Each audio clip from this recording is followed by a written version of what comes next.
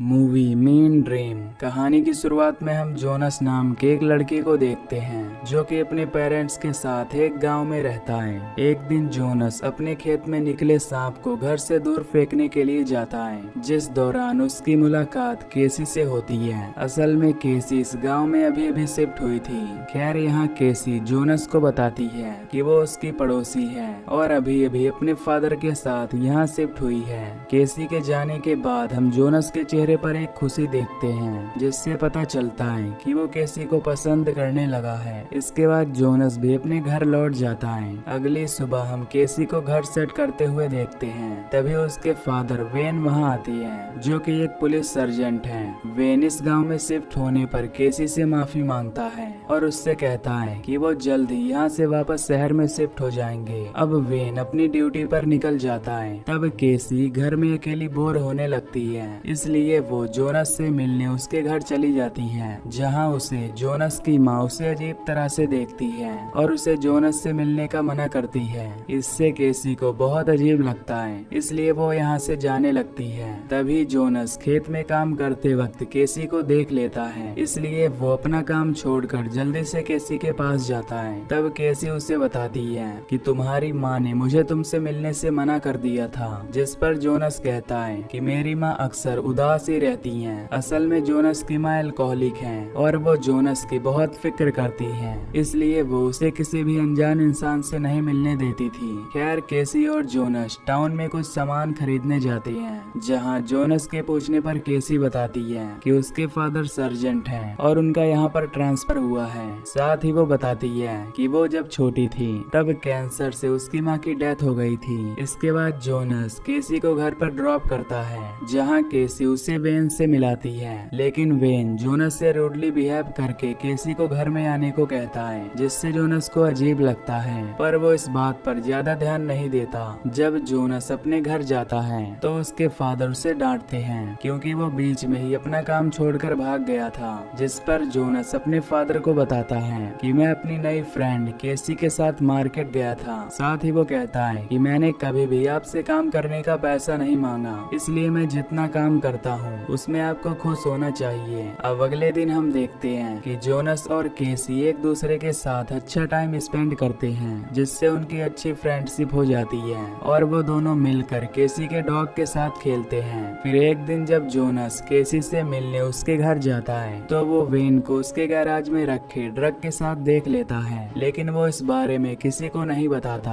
अगले दिन केसी जोनस से मिलकर कहती है कि मैं तुमसे कभी भी झूठ नहीं बोलूंगी, इसलिए तुम मुझसे कुछ भी पूछ सकते हो। जिस पर जोनस पूछता है कि क्या तुम मेरी गर्लफ्रेंड बनोगी। ये सुनकर केसी स्माइल करती है और उसके प्रपोज को एक्सेप्ट कर लेती है। जिसके बाद जोनस उसे घर ड्रॉप करते समय उसे एक वॉकी टॉकी देता है। जिस बीच वहाँ वेन आ जाता है और गुस्से में जोनस को भला बुरा कहकर उसे घर से निकल जाने को कहता है। ये देखकर केसी को बहुत बुरा लगता है, लेकिन वो अपने फादर की बात मानकर घर के अंदर चली जाती है, जहाँ वेन केसी को जोनस से मिलने का मना करता है। जिस पर केसी कहती है कि वो उसे पसंद करने लगी है, जिससे वेन को गुस्सा आ जाता है। दूसरी ओर जोनस वहीं पर छुपकर सब कुछ देख रहा होता है। तभी वेन केसी को गंदे तरीके से टच करते हुए कहता है कि तुम अपनी माँ की तरह हो, लेकिन तुम्हें उसकी तरह बिहेव नहीं करना चाहिए। तब केसी डर कर अपने रूम में जाने लगती है, पर तभी वेन उसे पकड़कर पीटने लगता है। ये देखकर जोनस उसे बचाने आता है, जिससे वेन जोनस को पकड़कर पानी में डुबोने लगता है। तब केसी वहां आकर अपने फादर से जोनस को छोड़ने की रिक्वेस्ट करती है, जिसके बाद वेन जोनस को धमकी देता है कि अगर वो केसी से दोबारा मिला तो वो उसका बहुत बुरा हाल करेगा। अब रात में हम केसी और जोनस को वॉकी टॉकी पर बातें करते हुए देखते हैं, जहां केसी रोते हुए जोनस से माफी मांगती है, जिस पर जोनस उसे समझाता है कि इसमें उसकी कोई गलती नहीं थी। अगली सुबह जोनस टाउन के चीफ से मिलता है और उन्हें बताता है कि सर्जेंट वेन बहुत बुरा इंसान है, क्योंकि वो उसकी बेटी को मारता है। ये सुनकर चीफ कहता है कि वो वेन का निजी मामला है और जब तक उसकी बेटी कंप्लेन नहीं करती वो कोई एक्शन नहीं ले सकता। जिस पर जोनस बताता है कि मैंने केसी को बचाने की कोशिश की थी, जिस कारण वेन वेन ने मुझे पानी में डुबाकर मारने की कोशिश की। ये सुनकर चीफ कहता है कि तुम वेन के फैमिली मेंबर नहीं हो, इसलिए तुम्हें वेन के मामले में दखल देने का कोई हक नहीं बनता। यहाँ जोनस समझ जाता है कि चीफ वेन से मिला हुआ है, जिसके बाद जोनस वेन के पास जाकर उससे कहता है कि तुम बहुत बुरे इंसान हो, जिस पर वेन हंसते हुए उसके फादर के बारे में भला बुरा बोलने लगता है। साथ ही वो जोनस को धमकी देता है कि अगर उसने केसी से कांटेक्ट किया तो वो उसकी फैमिली का बहुत बुरा हाल करेगा। इसी रात जोनस अपने फादर को केसी के बारे में बताता है, जिससे उसके फादर बहुत गुस्सा होते हैं और कहते हैं कि वेन एक पुलिस ऑफिसर है और अगर हमने कुछ किया तो वो हम पर झूठा केस कर सकता है। अब क्योंकि जोनस को कहीं से हेल्प नहीं मिलती, इसलिए वो अकेला ही केसी की हेल्प करने का फैसला करता है। इसके बाद वो रात में केसी के घर जाता है और उससे वॉकी टॉकी पर कांटेक्ट करता है, पर तभी वेन केसी के रूम में आ जाता है, इसलिए केसी सोने का नाटक करने लगती है। तब वेन उसके वॉकी टॉकी को अपने साथ ले जाता है। इधर जोनस वेन को फंसाने के लिए उसके गैराज में रखे ड्रग्स को ढूंढने लगता है, पर तभी वेन वहां आता है, इसलिए जोनस वेन की कार में छुप जाता है। यहाँ वेन उस ड्रग के बैग को अपनी कार में रखकर उसे एक सुनसान जगह पर ले जाता है,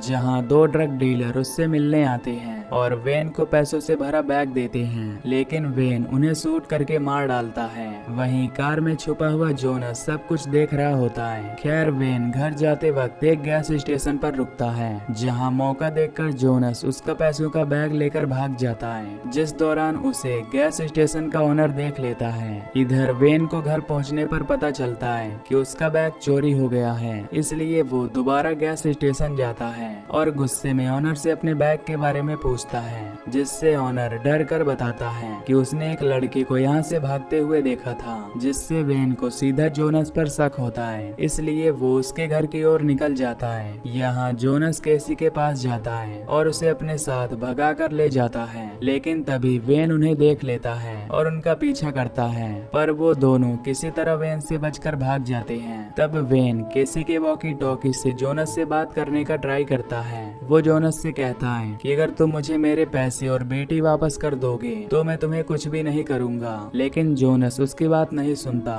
और अपने वॉकी टॉकी को तोड़ देता है। इसके बाद दोनों टाउन में जाकर अपना बैग बदल लेते हैं और जंगल की ओर निकल जाते हैं। जंगल में पहुंचकर जोनस देखता है कि उसके बैग में बहुत सारे पैसे हैं, जिनसे वो अपनी पूरी लाइफ अच्छे से जी सकते हैं। तभी केसी फ्यूचर के लिए आधे पैसों को वहीं पर छुपा देती है और फिर दोनों वहां से निकल जाते हैं। इसी तरह अब रात हो जाती है। तब जोनस टाउन में वापस जाता है और अपने लिए एक गन खरीदता है। अगली सुबह जब केसी अपने कपड़े बदलती है तो जोनस उसके बॉडी पर एक घाव का निशान देखता है। तब केसी बताती है कि मेरे फादर शराब के नशे में मुझे और मेरी माँ को बहुत पीटा करते थे। फिर एक दिन जब हम गाड़ी से घर जा रहे थे तब उन्होंने नशे में अपना कंट्रोल खो दिया, जिससे कार का एक्सीडेंट हो गया और उसकी माँ की डेथ हो गई। साथ ही वो बताती है कि सभी पुलिस वाले मेरे फादर के दोस्त हैं, जिस वजह से कोई भी उनके खिलाफ कंप्लेन नहीं लिखता। जिस पर जोनस कहता है कि मैं तुम्हारी मदद करूंगा और तुम्हें वेन से बहुत दूर ले जाऊंगा। इसी रात बहुत तेज बारिश होती है, जिस कारण दोनों को एक होटल में जाना पड़ता है। यहाँ जोनस और केसी एक दूसरे को किस करके सो जाते हैं। जब अगली सुबह वो जागते हैं तो उनका डॉग बहुत भौंक रहा होता है। तभी जोनस को पता चलता है कि चीफ उनके होटल के बाहर है, जो सीटी मारकर उनके डॉग को ढूंढ रहा है। तभी चीफ को केसी के डॉग की आवाज आ जाती है, इसलिए वो होटल में उन्हें ढूंढने लगता है।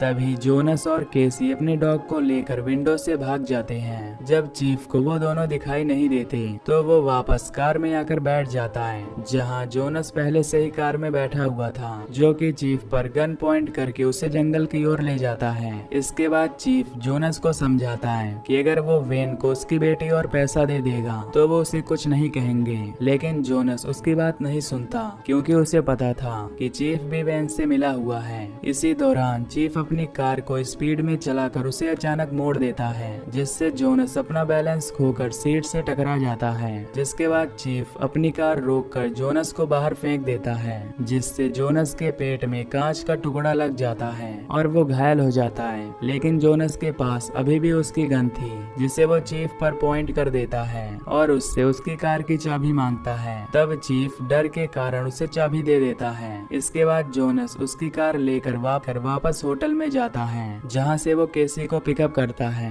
जिस दौरान केसी देखती है कि जोनस के पेट से काफी ब्लड निकल रहा है, इसलिए वो पास वाले मेडिकल पर जाती है और गन दिखाकर उनसे ट्रीटमेंट का सामान लेती है। फिर वो दोनों वहाँ से जंगल की ओर भाग जाते हैं, जहाँ केसी जोनस के घाव का ट्रीटमेंट करके उस पर बैंडेज लगा देती है। जिस दौरान जोनस बेहोश हो जाता है और जब उसे होश आता है तो वो देखता है कि उसकी गन उसके पास नहीं है, इसलिए वो केसी से गन के बारे में पूछता है। तब केसी बताती है कि हम गन का यूज करके एक क्रिमिनल की तरह बिहेव कर रहे हैं, इसलिए मैंने उस गन को छुपा दिया है। जिस पर वो उसे समझाता है कि उसने दोनों की सेफ्टी के लिए गन खरीदी थी, लेकिन केसी उसकी कोई बात नहीं सुनती और गन देने से मना कर देती है। इसके बाद वो दोनों पैदल ही वहाँ से निकल जाते हैं और रात होने पर एक जगह पर रुककर सो जाते हैं। अगली सुबह केसी जोनस को बताए बिना एक घर में जाती है, जहाँ वो अपने डॉग को उस घर के ओनर को दे देती है। जब जोनस की नींद खुलती है तो वो केसी को अकेला देखकर हैरान हो जाता है और उसके डॉग के बारे में पूछता है, जिस पर केसी जोनस से कहती है